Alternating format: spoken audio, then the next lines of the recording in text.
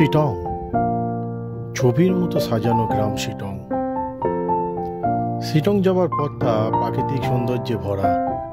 প্রত্যেকটা বাঁকে একটা অন্যরকম আকর্ষণ আছে।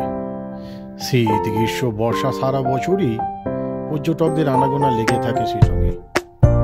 শীতে কমলা লেবুর টানে বেশিরভাগ পর্যটকরা শিটংয়ে বেড়াতে যান, যে কারণে অনেকেই একে অরেঞ্জ ভিলেজ নামে ডাকে।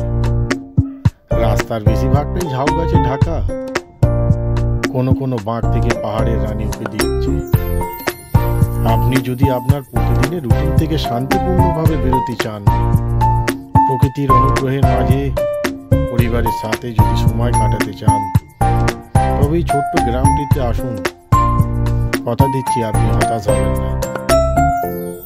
সমুদ্রপৃষ্ঠ থেকে এই শিটংয়ের উচ্চতা মাত্র 4000 ফুট হলো।